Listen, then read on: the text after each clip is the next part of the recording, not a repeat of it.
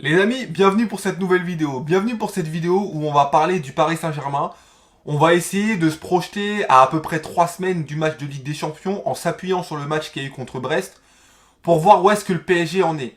Alors le PSG a concédé le nul contre Brest 2-2 après avoir mené 2-0. On va pas débriefer le match parce que le match date déjà de 2 jours, c'est plus la peine. Mais c'est plus, on va plus essayer de tirer les aspects tactiques, techniques qui vont être intéressants pour voir où est-ce qu'en est le PSG. Je pense que dans les points intéressants, on va commencer par les points intéressants, le PSG a montré pas mal d'activités sur le terrain. Ça court beaucoup. Barcola, Colomwani, Dembélé même, qui est rentré. Je pense que l'un des trucs qu'on peut pas reprocher à ces joueurs-là, indépendamment de leur niveau, de ce que vous voulez, c'est qu'ils courent énormément. Ils se donnent sur le terrain. Après, que ça fonctionne pas, on va en parler, mais ça court, ça court. Zahir Emery, ça court, etc. Le seul qui court pas, en vrai, c'est Mbappé. Mais Mbappé, je pense qu'on ne changera pas. Il a 25 ans, il court pas, à moins qu'il change de club. C'est pas au Paris Saint-Germain qu'il va se mettre à faire des courses folles. Donc, dans les points positifs, il y a ça.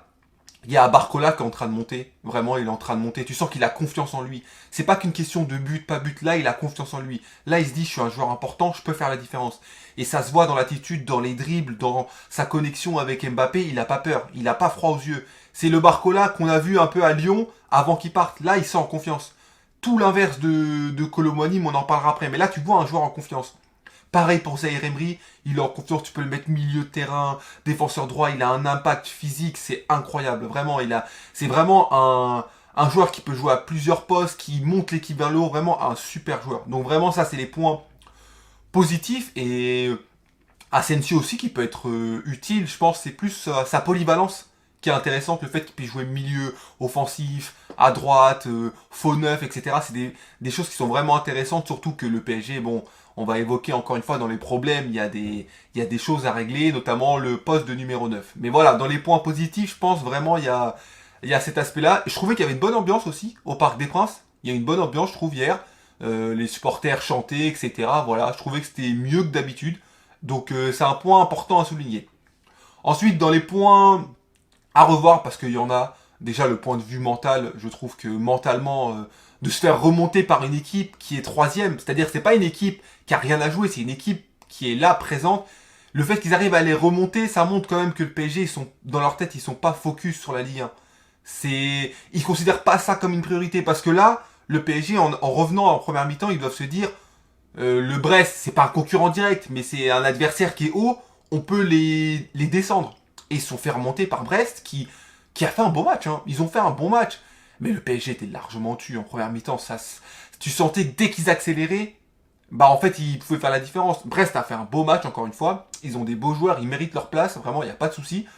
Mais le PSG est largement tué. Et dans les points qui ne va pas, au-delà du mental, c'est déjà Mbappé. Mbappé, il a fait un match. Waouh, son match, il est. Vraiment, il fait un mauvais match. Il fait vraiment un mauvais match. Moi, j'ai un problème avec Mbappé dans le sens où, en fait, Mbappé, tu commences à te demander c'est quoi son meilleur poste. Parce qu'au final, moi, je suis partie de ceux qui pensent qu'il faut le mettre neuf pour la simple et bonne raison que s'il veut pas courir, tu peux pas le mettre sur un côté. C'est pas plus compliqué que ça. Aujourd'hui, Mbappé, s'il faisait l'effort de courir, son poste parfait, ce serait à gauche. Mais vu qu'il veut pas courir, t'es obligé de le mettre dans l'axe parce que un joueur qui court pas sur un côté, contre une grosse équipe, ça passera jamais. Ça passera jamais. Et heureusement que les Barcola, Dembélé, Colomwani, ils courent à fond parce que sinon ça passerait jamais. Déjà, même avec ça, pour moi ça passera pas contre une grosse équipe. Mais alors sans eux, oh, ce serait catastrophique. Si tu mets Asensio sur un côté par exemple avec Mbappé, dans un gros match, ça va être trop compliqué. Ça va être beaucoup trop compliqué. Mbappé au final, il se retrouve à simplement vouloir finir les actions. Donc il n'utilise plus ses qualités premières. La vitesse, le dribble, il sait toujours le faire, bien sûr, mais c'est plus sur ça qu'il s'appuie. Il va vouloir être bien placé, terminer l'action, il a une grosse finition, ça c'est un fait, mais t'as plein d'autres qualités, et moi je trouve qu'il exploite pas tout, en voulant être libre, en voulant tout faire, etc. Au final, tu te retrouves avec Mbappé qui, j'ai l'impression, il sait pas trop où se mettre, et au final, il fait un match qui est ultra décevant, quoi. Après, voilà, c'est pas que à cause de ça qu'ils ont pas réussi à gagner, mais il a pas fait un bon match. Mbappé, ça compte. Ensuite, il y a le nouveau défenseur qui a été recruté. Je sais pas où est-ce qu'ils veulent le mettre. Ils l'ont fait jouer à gauche, alors qu'Hernandez pouvait jouer à gauche et le mettre au centre. Est-ce que c'était la bonne décision? Je ne sais pas. seul Dieu sait. Mais en tout cas, je l'ai pas vu faire une seule montée. Pas une seule fois il a proposé. Quand tu vois le pendant à côté droit de Zaïre Emery, ça fait pas beau, hein. Ça fait vraiment pas beau. Parce que là, vraiment, la différence, tu la sens direct, quoi. Donc ça fait partie des choses que un peu de mal à comprendre au milieu, c'était un peu mou, c'était pas spécialement mauvais, mais il y avait rien de fou quoi. Tu sens par contre que l'effectif est limité et surtout il faut que Luis Enrique il arrête de vouloir créer des nouvelles choses à tous les matchs. À chaque fois il veut changer. Oui, là je mets un tel, là je crée un 4-3-3, là je crée un 4-4-2, là je crée un 8-4-2. Ça y est, faut arrêter. Faut arrêter. Et pourquoi Dembélé il joue pas? Je veux bien que Kolo Muani, il faut le faire jouer, etc. Il n'y a pas de souci. Mais Dembélé, jusqu'à présent, il a prouvé que dans la percussion, etc., c'était l'un des meilleurs joueurs, si ce n'est le meilleur joueur parisien de ce début de saison. Donc je comprends pas pourquoi il joue pas en fait. Parce que Hakimi n'est pas là, Dembélé il va pas jouer non plus. Ça n'a pas de sens. Kolo Muani, il a marqué. Donc tu peux pas dire qu'il fait un match dégueulasse. Pour moi, il fait un match moyen plus. Et il court. Ça aussi, il faut le prendre en compte. Le fait qu'il défende beaucoup, ça compte.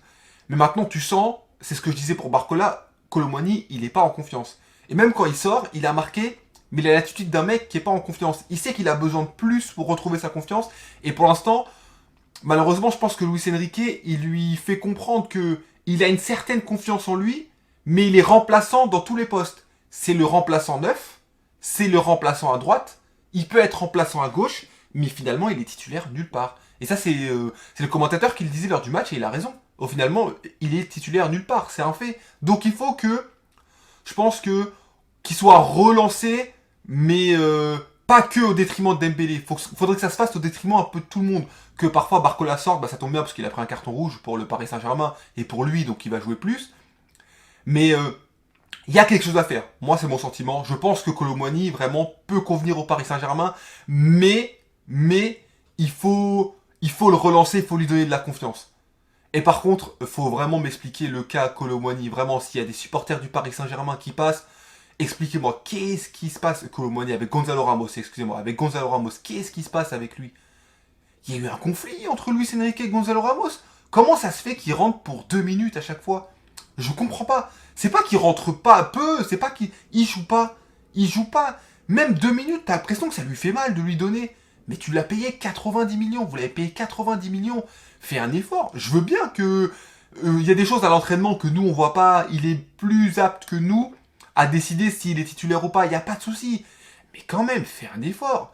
Là, t'as l'impression qu'il est en prison. Limite, t'as l'impression qu'il a couché avec sa femme. Je suis désolé de le dire comme ça. C'est pas bien, mais enfin, qu'est-ce qui se passe? Enfin, faut le faire jouer plus que ça, quoi. Tu vois, c'est dommage. C'est un joueur que vous avez payé cher. Je parle aux supporters du Paris Saint-Germain. C'est un joueur que vous avez payé cher. Donc, ce serait bien d'essayer de le faire rentabiliser parce que là, l'équipe telle qu'elle est construite actuellement, Barcola, Mbappé, Kolo Muani, etc., Dembélé, je trouve qu'il y a un manque de complémentarité dès lors qu'on les sort de la combinaison des petits espaces. Combinaison petits espaces, là ça va aller, voilà, ils sont capables de combiner, des joueurs techniquement qui sont fins, etc. Mais si tu les sors de ça, bah en fait il n'y a pas d'autre solution. Tu peux pas centrer, sur les jeux longs c'est compliqué parce que bah en fait on les attend en tournant vu qu'ils sont tous rapides, bah les grosses équipes ils vont mettre des blocs bas. Donc si tu mets un bloc bas contre cette équipe là, bah du coup tu reviens à ce que j'ai dit avant, soit petits espaces, soit les centres, mais les centres, centrés pour qui? Il n'y a personne qui y met de tête. Le seul qui est capable de le faire, c'est Gonzalo Ramos, et il n'est pas sur le terrain. Kolo Muani pourrait le faire, mais pareil, il sera sur le terrain un match sur deux, donc c'est un point compliqué. J'ai le sentiment que d'un point de vue tactique, les joueurs ils sont pas au point, et c'est en partie dû au fait que Luis Enrique lui-même tente trop de choses.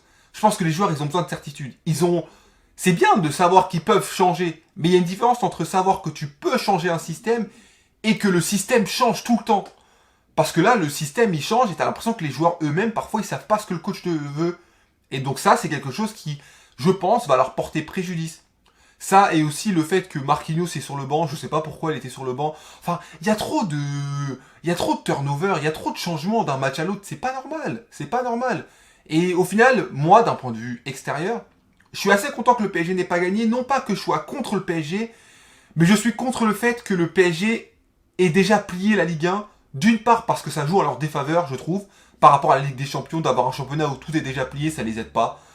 Et nous, en tant que spectateurs, ça nous aide pas non plus de voir un championnat où une équipe a déjà 8 points d'avance. Alors c'est mérité, hein, le PSG vole leurs points à personne.